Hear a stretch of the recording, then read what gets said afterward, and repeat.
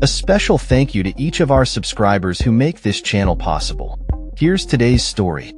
In a significant move towards potential peace in the ongoing conflict between Ukraine and Russia, French President Emmanuel Macron announced that France and the United Kingdom will proceed with plans to deploy military troops in Ukraine. This initiative aims to bolster Ukraine's position in negotiations for a peace deal with Russia. Macron made these remarks following a summit with leaders from nearly 30 countries, including NATO and European Union officials, where the proposal was discussed in detail. Macron emphasized that the deployment, referred to as a reassurance force, is a collaborative effort between France and the UK, and while it has garnered interest from several member states, it is not universally supported. These reassurance forces are a French-British proposal, Macron stated. It is desired by Ukraine and noted by several member states that have expressed their willingness to join. It is not unanimous. That is known. Besides, we do not need unanimity to achieve it. The French and UK military officials are set to engage with their Ukrainian counterparts to determine the specific locations and number of troops needed for this deployment. These exchanges between military officials will define the locations, the number of troops so it is credible, Macron explained. The summit, which took place in the opulence of the French presidential palace, was marked by the backdrop of ongoing violence in Ukraine. Just before the leaders convened, Russian drone strikes injured over 20 individuals, and heavy shelling in Kherson resulted in one fatality and widespread power outages. Despite the grim realities on the ground, the summit aimed to strengthen Ukraine's military capabilities as it seeks a ceasefire with Russia. UK Prime Minister Keir Starmer, who attended the meeting, accused Russia of stalling progress towards a peace agreement. "We agreed here in Paris today that it's clear the Russians are filibustering," Starmer remarked during a press conference. "They are playing games and playing for time."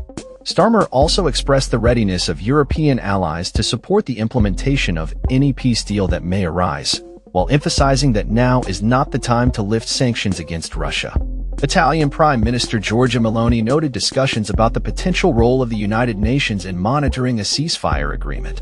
During the meeting, the leaders also discussed the importance of effective implementation and monitoring of the ceasefire, on which a possible UN role is emerging, her office stated.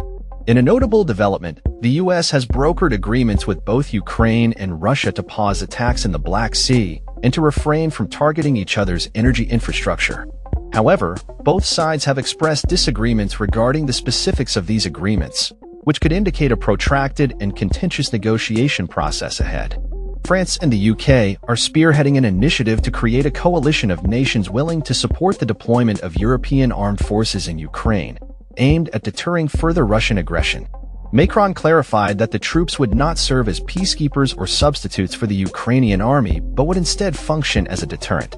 The French president reiterated that not all European allies would participate in the reassurance force, citing varying capacities and political contexts among different nations. As the summit concluded, Macron and Starmer committed to co-leading Europe's coalition for stable and durable peace, while also discussing the future of the Ukrainian army and its need for robust support. In response to the proposed military intervention, Russian officials accused France and the UK of planning a military incursion under the guise of a peacekeeping mission, warning of potential direct clashes between Russia and NATO forces. Macron recently announced an additional €2 billion ($2.16 billion) in military aid to Ukraine, which includes missiles, warplanes, and air defense systems. President Zelensky indicated that other partners might announce further aid packages soon.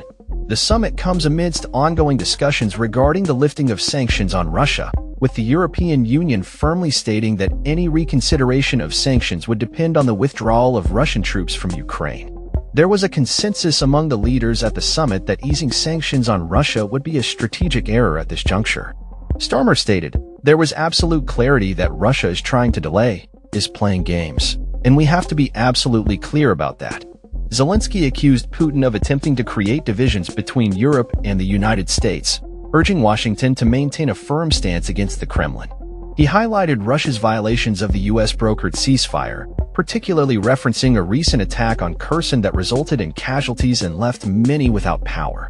As the situation continues to evolve, both Ukraine and Russia are navigating a complex landscape of diplomacy and military strategy, with the international community closely monitoring developments and seeking pathways to peace. That's all for this story. We upload videos every day covering many different subjects, so hit that subscribe button to stay informed. Thanks for watching.